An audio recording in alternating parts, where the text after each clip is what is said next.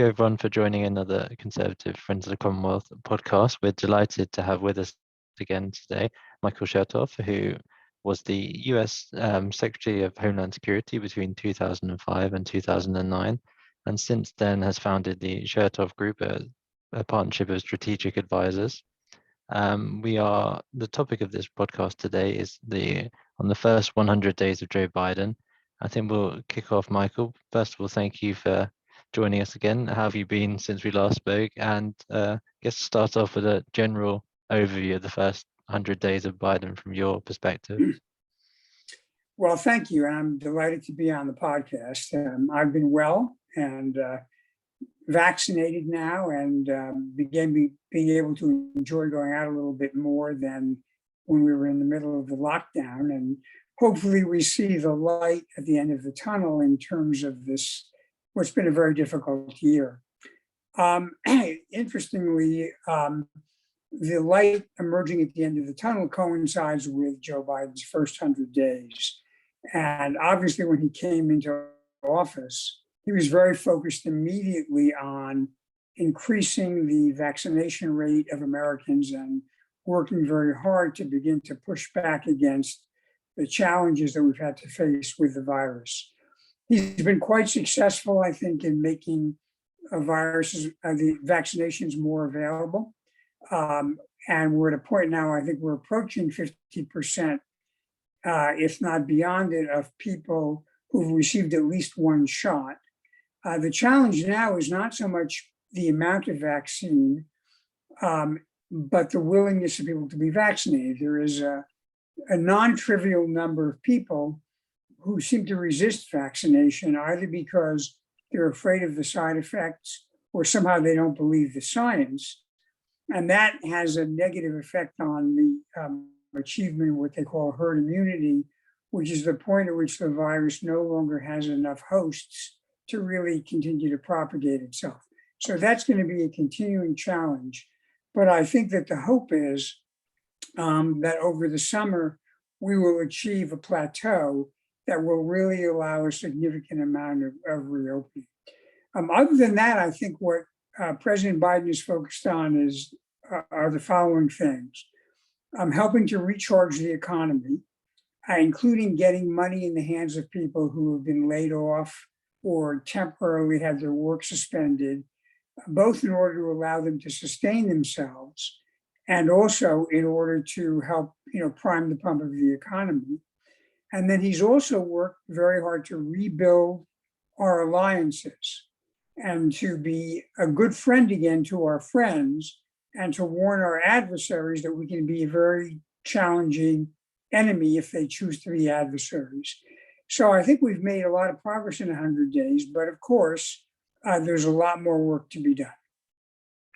It's interesting mentioning about the sort of vaccination rollout, which seems to have been very successful in the United States of America. It's probably one of the best in the world, with so many COVID shots happening across the country. Do you see that as more of a state success rather than a federal one? And how much credit can we give to Biden on that?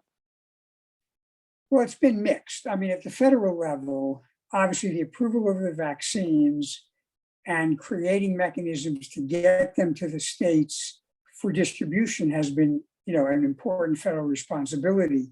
The actual process of managing appointments for vaccines and setting the priorities has been more of a state responsibility.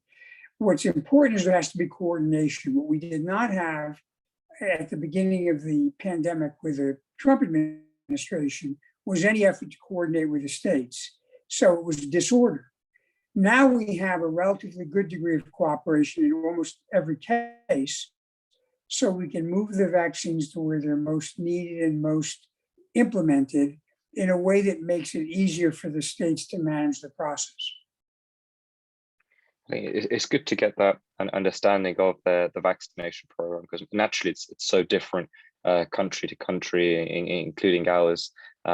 Another thing you touched on earlier was the sort of economy. It's clear to see there's been some really strong figures that have come out the States. I saw that the stock market rose to its highest position since 1945.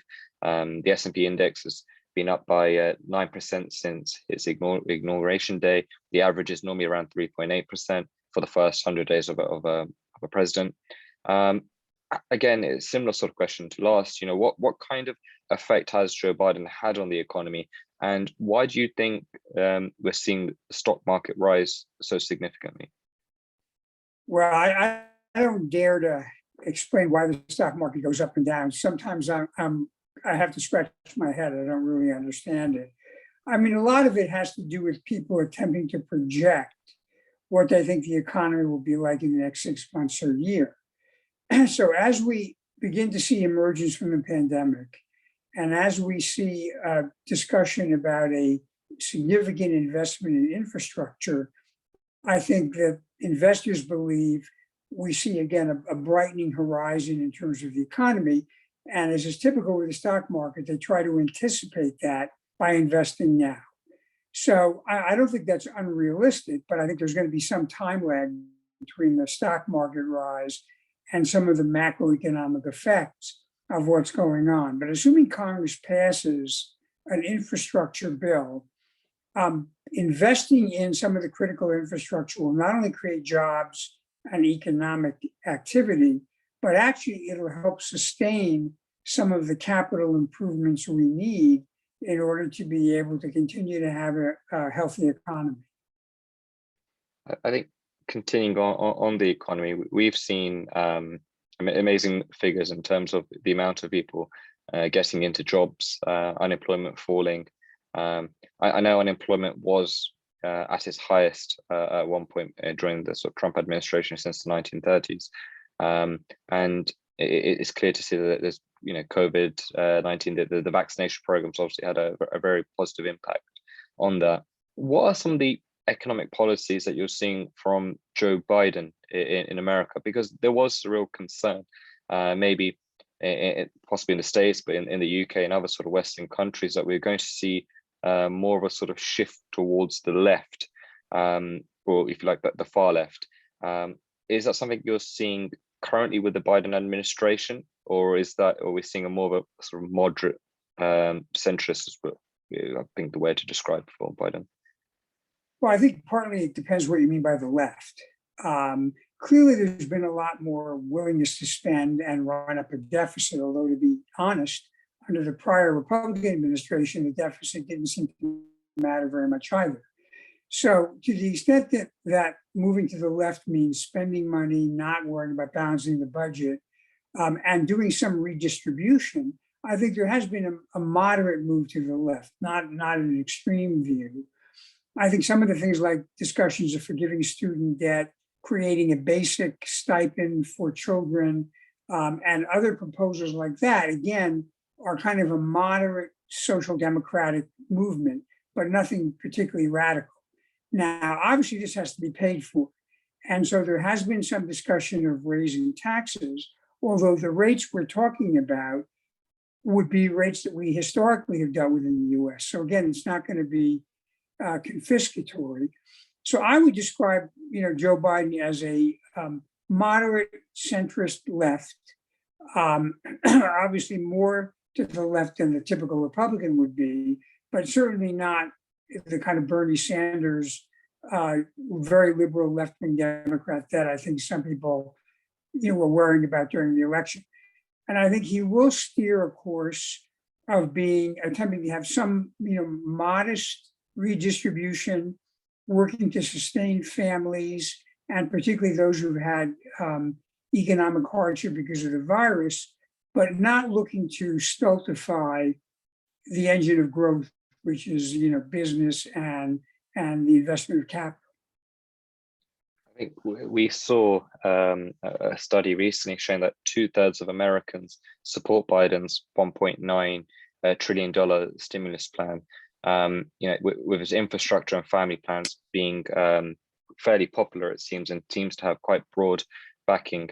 It would be the 6 trillion overall price tag for all of this would make it the largest expenditure of the federal government since I think Johnson's Great Society program. it's interesting he hasn't gone down a similar approach to what we saw Bill Clinton and Barack Obama talk about in terms of the universal healthcare. I think he's picked a lot of array of sort of interesting initiatives such as preschool, public community colleges, paid family and medical leave, home and infrastructure repairs. How important is infrastructure in the US in terms of the requirement in investment? We're seeing a lot of, it's something that we tend to associate, if you like, more with developing countries. Is infrastructure, do you think that that's a good move from Biden to be having that sort of focus? I think it's critical. I think we've neglected maintaining and investing in infrastructure over time. One great example is broadband. There are still parts of the country which are underserved with broadband. As we learned in the pandemic, there's an enormous need to have the ability to connect over the internet in order to do business or engage in social activities. And that depends upon having an infrastructure that sustains that connectivity. In fact, one of the issues we've dealt with over the last year are the number of times that it looks like our internet infrastructure is overwhelmed and then people start to freeze up or they lose connectivity. So building 21st century infrastructure, as well as making sure we repair our highways and airports and things like that, I think is very important to continue economic development. And in that sense, I think, whether you are a business person or a social welfare worker, you can see the value of maintaining and upgrading our infrastructure. Now, one area I have to say in particular, I think the Biden administration is being attentive to, is looking at that critical infrastructure where we don't have a lot of American or Western suppliers, and therefore we are relying a lot on China.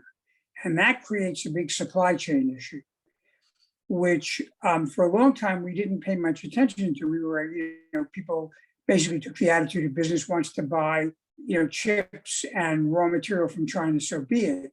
But we realized in the wake of the pandemic, and also watching Xi Jinping over the last few years, that allowing the Chinese to dominate critical infrastructure supplies and the supply chain puts us at national security risk. So I think part of what we're going to see with the Biden administration, in cooperation with our friends and allies in Europe and in other democratic countries, is working collaboratively to build free market alternatives for the supply chain so we're not held hostage by Xi Jinping. I think raising China's a fantastic point and something that I'm sure we can dig quite deep into.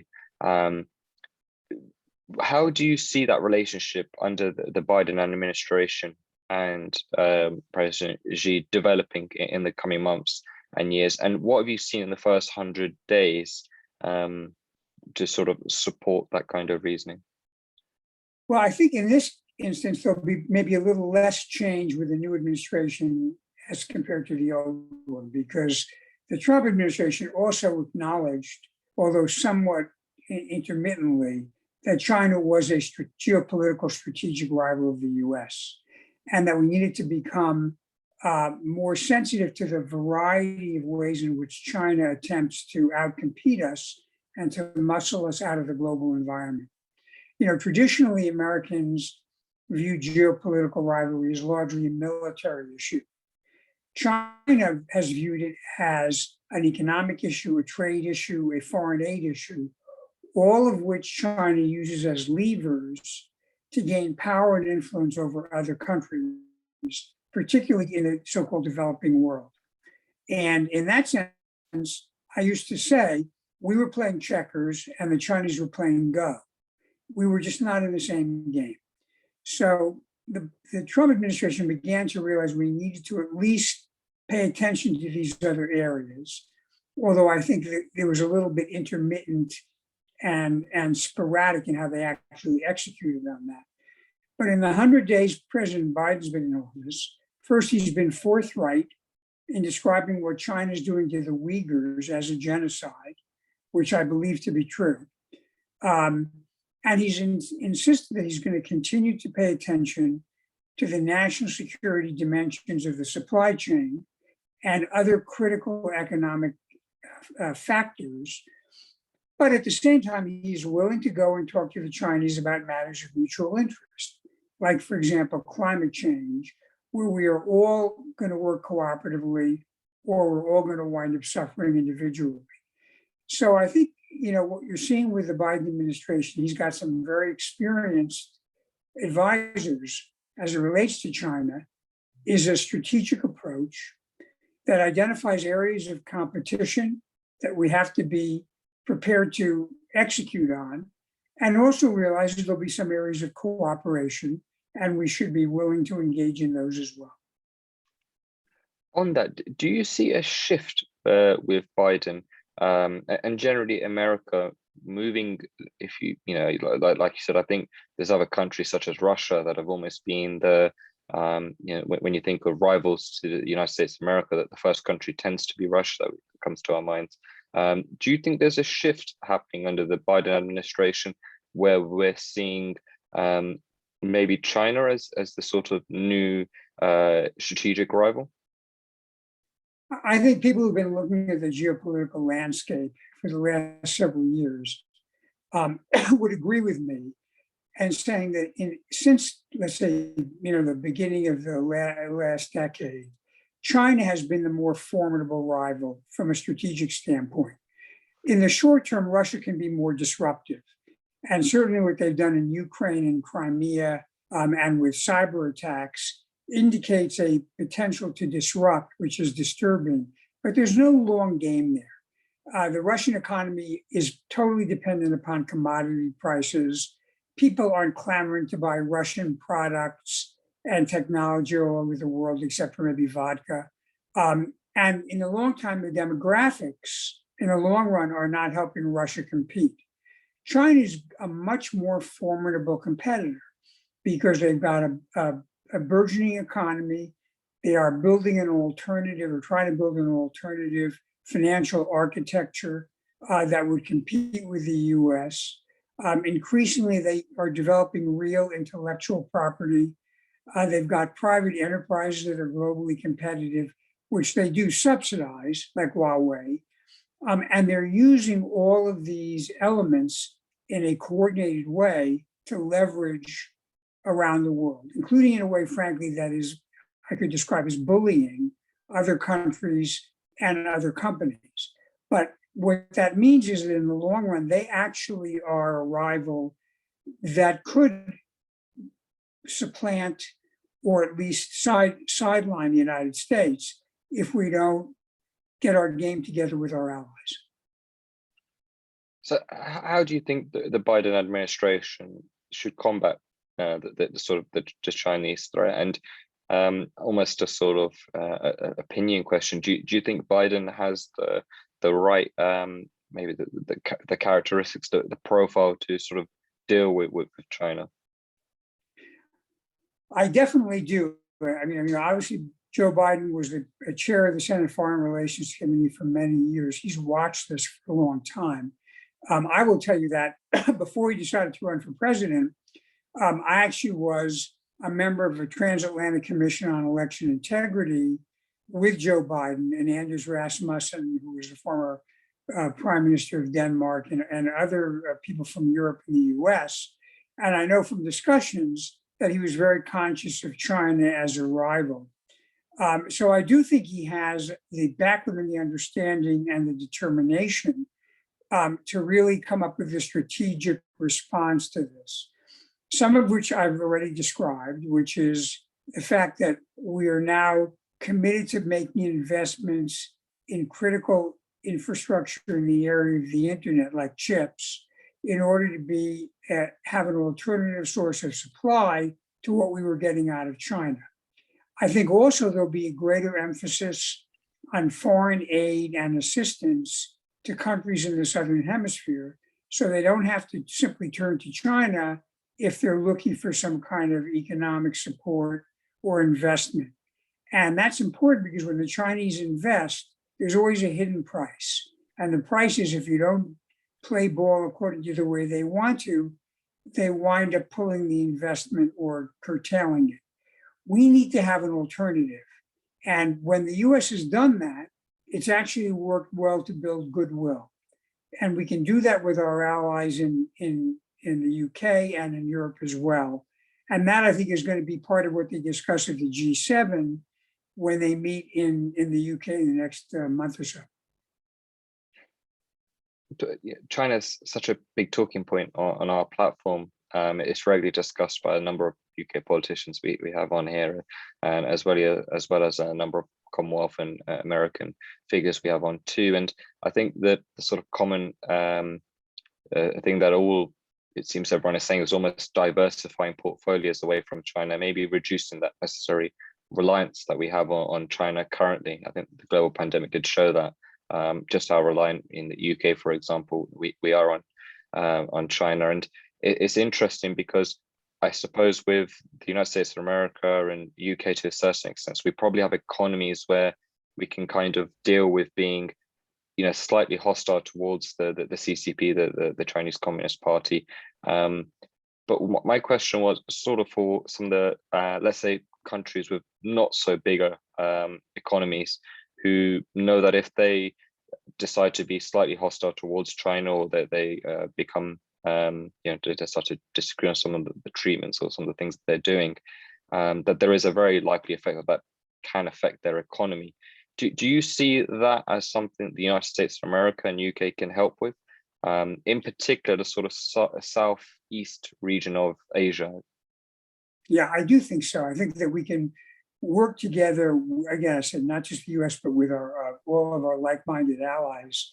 There's a statute or a law that was passed recently called ARIA, Asia Reconstruction or Investment Act, I think is what it stands for, which was designed to incentivize investment of US companies with the support of the US government in economic activities in Southeast Asia, in order to create an alternative so that countries like Vietnam and Cambodia don't feel the only game in town is the Chinese game. And I can tell you, having been in Cambodia, the Chinese have an enormous amount of influence, which they gain through their economic leverage in Cambodia. Now, look, if a country wants to accommodate to the Chinese, I mean, it's, we're not going to stop them, but it should be a choice, not a compulsion. And I think for those countries where our investment can give them an alternative, I think it will give them the ability to distance themselves on particular issues from what the Chinese may want to insist upon. I think China, we can probably discuss in quite some detail. Another sort of foreign country I think it was worth discussing is Russia. I know we've slightly touched on them already. It's going to clearly be a very testing and interesting next 4 years in terms of the US and Russian relationship. How do you see Joe Biden dealing with that relationship, and what's some of the things that you're seeing from him currently that give you your thoughts? Well, I think Joe Biden will be tougher on Russia than Trump was. First of all, he's not going to fawn all over Vladimir Putin like a lovesick calf. He's going to be, I think, much more blunt in assessing Putin and Putin's behavior. And there's no doubt Putin is going to test. He's tested a little bit in Ukraine. I wouldn't say Navalny was a test. I think it was done for other reasons, but it certainly winds up being another test. We now learned that in 2014, apparently, Russia was involved in blowing up an arsenal in the Czech Republic. So I do think it's going to be a period of time when resolution and toughness in the face of Russian provocation is going to be very important. One of the things we've done is we've imposed some additional sanctions based upon the Russian hacking in what we call the SolarWinds hack, which obviously created vulnerabilities in many, many target institutions that had uploaded SolarWinds software that had been penetrated by the Russians. And what the Russians have been engaged in for over a decade now is what we call hybrid warfare. It's not the typical thing you think about like an invasion with tanks and missiles, but it is masquerading as indigenous protesters, playing games with cyberspace, disinformation activities, attempting to manipulate elections, all of which the Russians have done, targeting not only Europe, but the United States as well. And I think that this is an area where you're going to have to see, again, steady firmness in the face of Russian provocation. Now, again, I think, excuse me, that President Biden is supposed to be meeting President Putin after the G7 this summer. And again, that may identify some areas we can diffuse tension, but not at the risk of not being firm on things we care about. Russia is another talking point we could probably discuss in quite some detail. I wanted to move to Afghanistan. We're seeing Biden making the pledge of that he will remove all troops from Afghanistan. Looking in, I suppose, having part of the Bush administration, do you think that that's a good move to be doing that now? Well, I think this is, as they say sometimes, a wicked problem. I understand very much that as we hit almost 20 years of conflict this fall, you have to ask, when does it end? You know, how long do we keep troops there? On the other hand, what you do has to be defined by the actual facts on the ground. The facts are the Taliban are still there. Excuse me. I don't think there's any doubt they will take the opportunity, if they can, to regain power. And then the question will be a couple of things. First of all, will they reestablish a platform for terrorist attacks against the US? And second, what will they do to the people who cooperated with the West during the last 20 years, and also to all the female members of the population who've been allowed to go to school, and now are they going to be repressed and punished by the Taliban, who are going to want to revert to a fundamentalist religious doctrine? So I think, you know, if we're going to withdraw, we may take our troops off the ground, but I don't think we can withdraw our attention and our efforts. And I'd say in particular, we have to have the capability, if they reconstitute a platform for terrorism, to use all the weapons at our disposal to take out those terrorists. We cannot go back to the days of training camps and laboratories experimenting with chemical weapons and planning exercises against the US. We cannot return to that. You've actually answered one of the next questions I was going to ask about, which was about women in Afghanistan, because one of the things I think maybe the Bush administration and further administrations in the US maybe don't get credit for is how well and how much work you've done for women's rights in Afghanistan. And it seems like there is a real threat and worry now that as soon as the troops on the ground do leave Afghanistan, that could also that could start to go downhill again. And it kind of leads me on to the next part of Afghanistan. By leaving troops, do you think it potentially opens up the possibility of almost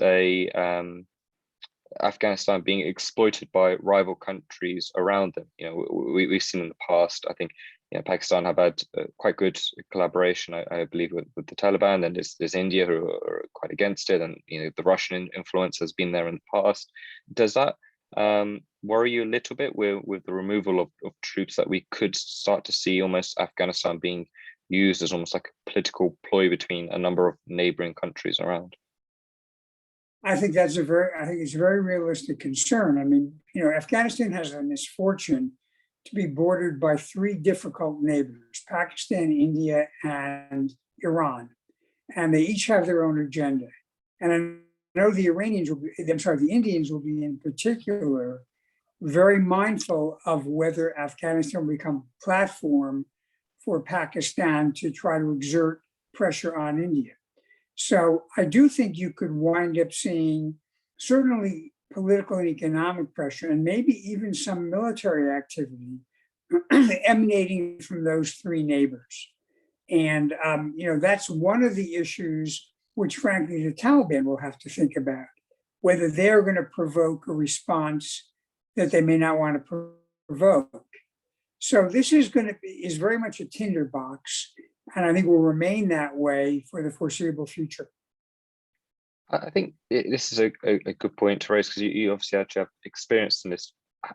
Does the Taliban and Al Qaeda, are they prepared to work together? Have you seen signs of them doing work together? Because I think one of the things we've seen previous administrations say is that they would be happy to leave Afghanistan, and they wanted almost like a working coalition before that they left the country. Is that realistically possible? And B, have you seen sort of positive signs that this is a country that can almost govern themselves in a safe manner? Well, I think, we've had government in Afghanistan over the last 20 years. It's been not exactly a model government. There's been a fair amount of corruption and mismanagement. And that also, by the way, creates a little bit of an opening for the Taliban. But Taliban also has to be mindful that it's got to satisfy its population, or they're going to face indigenous rebellions, as actually was the case prior to 2001. So, there's going to be a self-interest here, which works to some extent as a restraint. Now, Al Qaeda was hosted by the Taliban prior to 2001.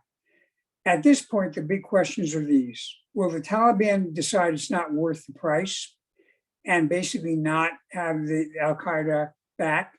Is Al Qaeda what it was, or has it been supplanted now by ISIS and other groups? I think in the latter case, what we've now seen is the ideology of extreme global jihadism is no longer dominated by one brand or one organization, but it's actually something that's now migrated into a lot of different places. So there may be a version of it that grows up again in Afghanistan, but there also may be versions in Africa and versions in other parts of the Middle East and North Africa. So I don't think it's going to be as binary in Afghanistan as it was prior to 2001. But again, it'll be up to the new government, if in fact there is a new government, to juggle all these different interest groups.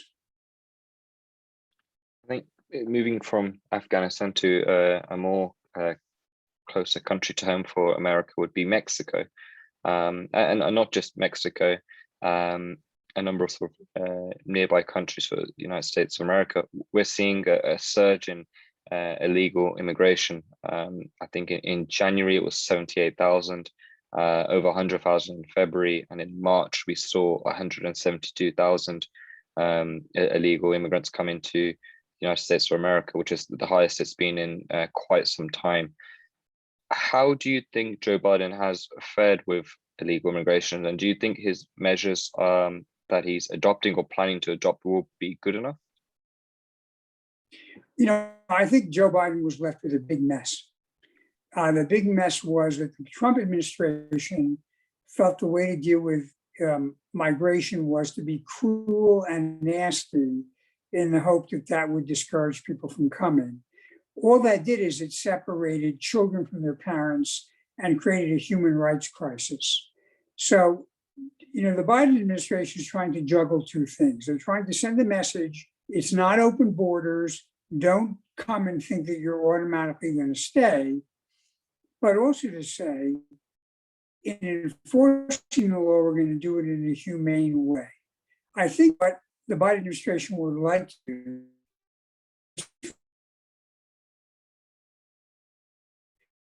come up with comprehensive terms that forces the rules, but also creates an expanded way for people to get entry into the U.S. For humanitarian reasons, or for example, for people who've been living here undocumented for many years to be able to get their status regularized and maybe have a pathway to citizenship. And then ultimately to deal with the problems countries in Central America and South America that are driving so many people to leave their homes and take the risky trip to try to get to the US. And I think only with a comprehensive approach like that, which I do think the Biden administration has in mind, is there a hope to finally get this challenge under control. I think it's an interesting point you've made. I think naturally, you could argue from the previous administration, their rhetoric compared to this rhetoric, I think there's probably always going to be some small or large surge. I want to move on to something that I know that you discussed actually on our last platform, and it's something that our listeners will definitely enjoy listening from you about, which is the general state of democracy. Now, I think it's safe to say it's been a sort of testing period for democratic countries across the globe. I'm going to start with Joe Biden. What do you think Joe Biden, now being the president of United States of America, does for democracy? And do you think in some ways he will protect it maybe better than his predecessor? I can tell you with absolute certainty that Joe Biden will be much more committed to democracy, which includes the rule of law and all of the norms that go along with the democratic government, much more committed to this than his predecessor was. As I said, before he decided to run for president, he and I and Anders Rasmussen and a couple of dozen other people, former senior government officials, were part of a transatlantic commission on election integrity. And I know he's talked about convening a summit of democracies and really believes that investing in our democratic rule of law is a critical part of our national security, like anything else is. The problem with Trump was Trump sent the message that the rule of law and integrity didn't matter, and it was just about winning and getting what you want.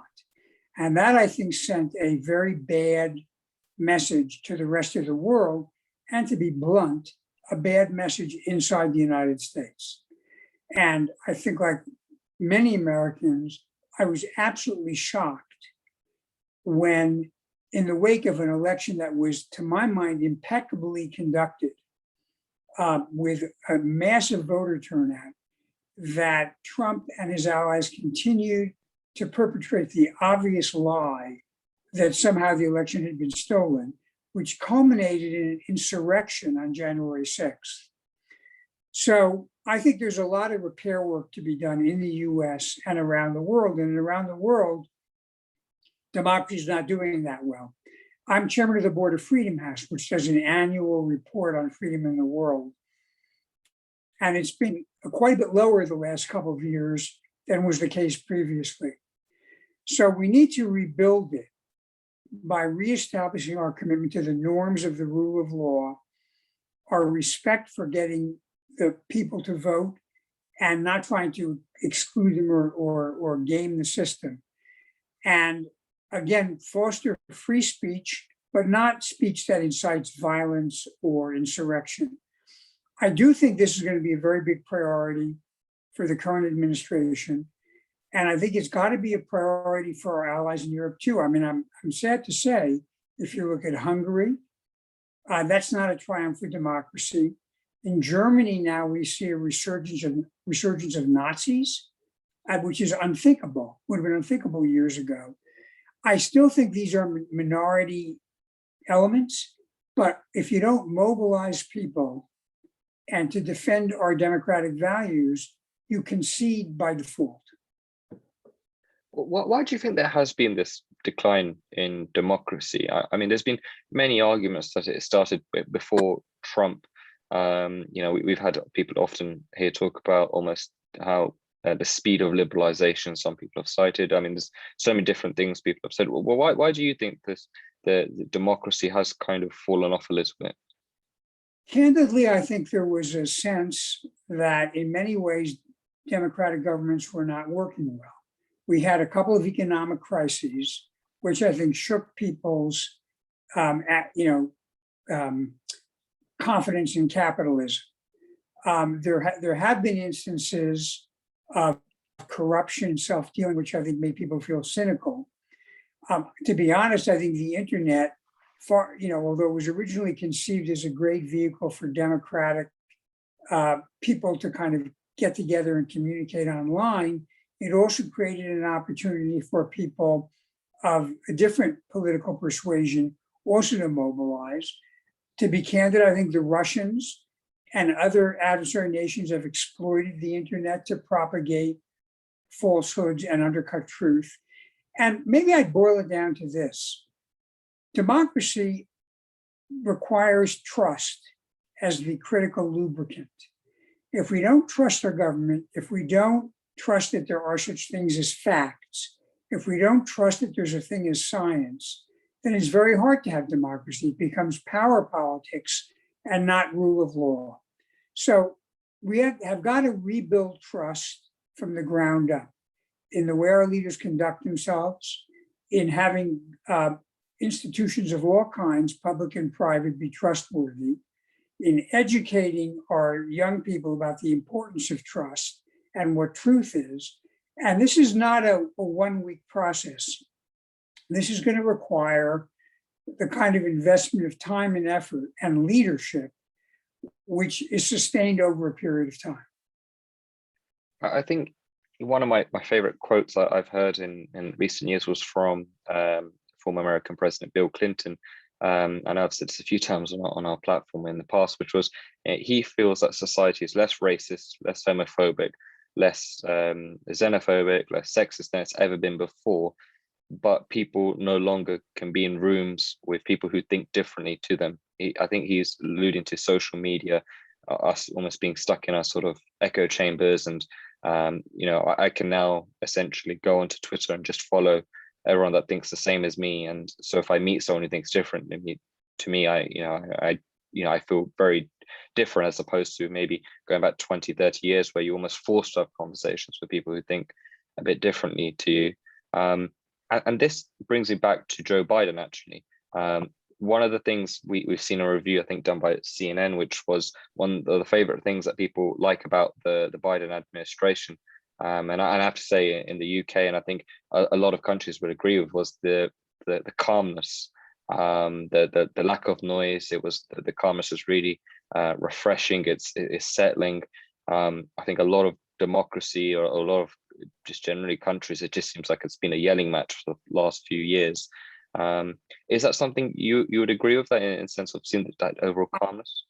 I strongly agree with that. And I think one of the things which is one of the reasons Biden was successful in the campaign is he fundamentally respects people of different viewpoints. I think one of the things that Trump exploited was the sense that people in certain parts of the country had that the elites on the coast were disdainful of them and thought they were hicks and not worth listening to. And that snobism really wound up, I think, being something that angered and motivated people in some parts of the country to vote for Trump. Biden used to always remind people in the campaign he grew up in Scranton, which is a working class city in Northeast Pennsylvania, and that he was someone who felt very comfortable with lower middle class and working class people because he grew up in that environment. And that sense of respecting people from different walks of life and different viewpoints, which he also had during his years in the Senate, I think is refreshing to most people and opens the door to exactly what you said, that we learn to coexist, deal with, do business with, and be friendly with people, even when they have different opinions, because we look at people as a whole individual and not merely as a Twitter feed or a Facebook posting. Do you think some of Biden's challenges may come within his own party? So there's a big thing in the UK. I slightly touched on it earlier, where we're seeing in our country that there's no doubt there seems to be larger polarizations both on the far right, far left. Do you think some of Biden's challenges may come within his own party? Because there does seem to be, unlike maybe the Clinton and George Bush era, where I think there was a sense of more, if you like, moderates or more people willing to listen to each other.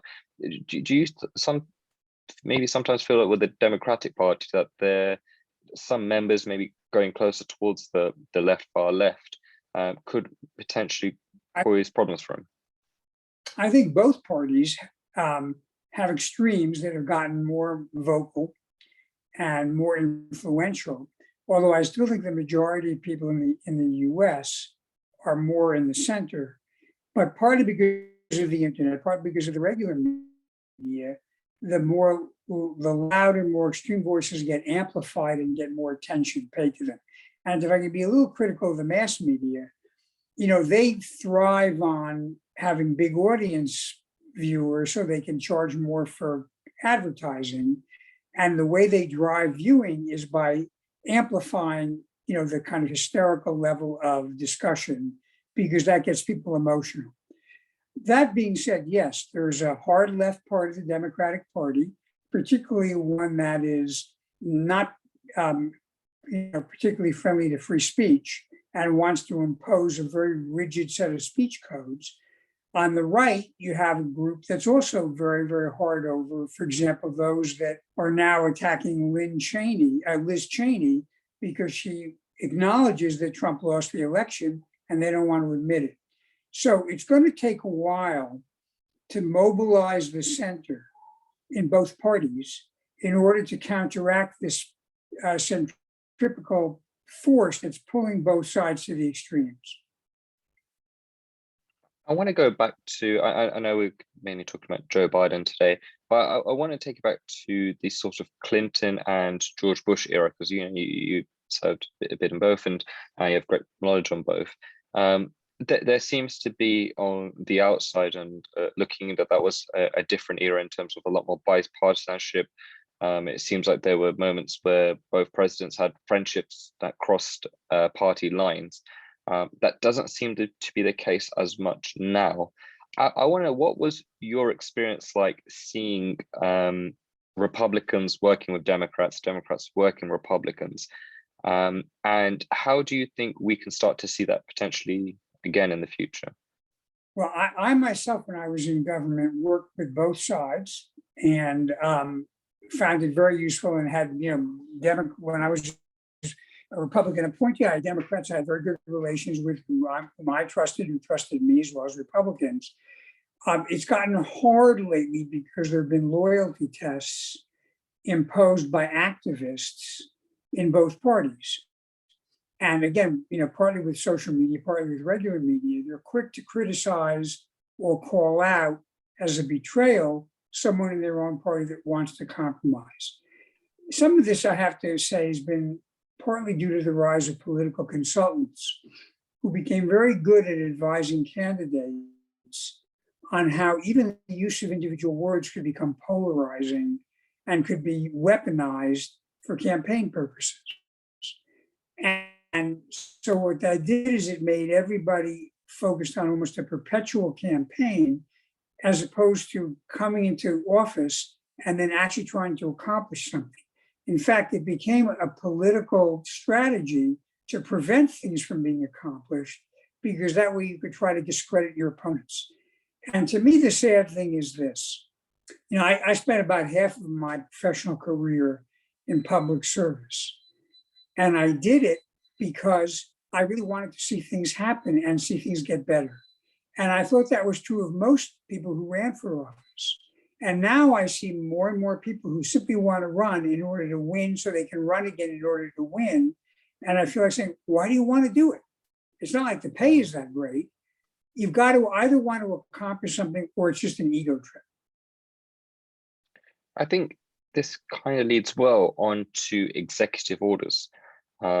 Now, again, the Clinton and Bush era, in comparison to the last three administrations, were relatively low in terms of how much they used their executive orders. We have seen a rise with both President Obama and President Trump, and we've seen record from Joe Biden in terms of his heavy use of executive orders. These are more than the previous 10 presidents did in their first 100 days. Now, there's obviously, I'm sure there's fantastic arguments for and against, and it'd be great to hear your perspective on that, because I think on the UK, whenever we it's always highlighted how many executive orders each president does, and there's always almost a concern for democracy, if you like. So is part of that just the general polarization of America, where things just aren't getting done, so we have to use more executive orders, or is there a bit of a lack of work from presidents to try and build that bipartisan relationship? Well, I think Joe Biden wants to try to build up a partisan relationship, but to be honest, a lot of it is to be laid at the feet of Congress. Congress has really become almost non-functional. It's rare for them to actually pass a budget in a timely way. Legislation, absent an emergency, legislation to deal with a complicated set of issues are almost impossible to get out. So what happens is presidents get frustrated and they figure either we do something, push the limit of executive orders, or nothing gets done. And I think in many ways, one of the great failings in the last decade or so has been congressional abdication of its responsibility to pass legislation and to oversee the federal government. And that's got to be rebuilt. Because again, a lot of what happened is the political consultants told their candidates, if you simply stop the other side from doing things, then you're going to win again. And I keep scratching my head and saying, what's the point of winning if you can't do anything? What kind of changes would you like to be seeing in Congress? We're going through a sort of interesting phase right now as well. We're probably not as critical with the House of Lords that we have in this country, but there is constant talk of reforms and changes there. What kind of stuff would you like to see changed in Congress? Do you think it's just a personality that, the current profile of people in Congress, or do you think there actually needs to be a sort of systemic change? I think there are a couple of things that need to change systemically. I'm not an expert in Congress. One is we do need to get back to what I call regular order. In the old days, things had to go through committees. The committee chairman then, presented them to the Congress. They were voted upon. Over time in the House and certainly in the Senate, the ability to decide what is on the agenda to be voted has increasingly been concentrated in the hands of the leader, so that the ability to get something on the agenda for a vote is now curtailed. And again, that's done for political reasons, because if it doesn't come up for a vote, then your vote can't be held against you in a political campaign. But the problem with that is it means many proposals never get a fair chance to win or lose because they never even get on a table. And I'll give you one great example. In the last period of the Obama administration, when Merrick Garland was going to be nominated to be Supreme Court Justice, the head of the Senate, Mitch McConnell, refused to even have a hearing. He basically ran the clock on a whole year because he didn't want to create an opportunity for people to vote up or down because he was afraid they would vote to approve. And that's gamesmanship. And that really undermines the credibility of Congress. Now, good news for Merrick Garland in the country is he's now Attorney General. But I do think that maneuver really stuck in people's craws, in their throats, as an example of abusing the power of a leader to set the agenda. I think it's something that we're probably going to watch quite intensely, sort of the Congress battles. I suppose a good way to end would be a very quick, if you like, rating, if it's possible, out of 10 for Joe Biden's first 100 days. And finally, what you envisage the next 4 years of a Joe Biden administration looking like for America. Well, look, I think Joe Biden, you should get an A for what he's done so far, but 100 days is just a start. I do think a big issue is going to be what happens in the midterms with Congress. If Congress changes, hands and Republicans wind up winning one of the houses, that's obviously going to have a real effect on what Biden can do. I do think in the area of foreign policy and national security, where he has the most discretion, we are going to see a rebuilding of the bonds of alliance between the U.S. and our allies in NATO and in other free countries, both in terms of classic military support, but more broadly in terms of fostering the values of democracy and the rule of law and freedom, and also working together on cybersecurity. And I think we're going to see, in dealing with China and Russia, willingness to be tough and firm where it's necessary, but recognizing in those areas where we can reach a common goal, we should be willing to be cooperative. Well, thank you for your time today, Michael. It's been fantastic hearing from you as always. Thank you to our listeners who will hopefully enjoy this podcast. We have a whole series on 100 days of Joe Biden with Michael Chertoff, Robert Zulik, and General Robert Spalding, all coming up. So I hope you've enjoyed today's listening session, and hopefully we can hear from you all soon. Great. Thank you. Be well, everybody.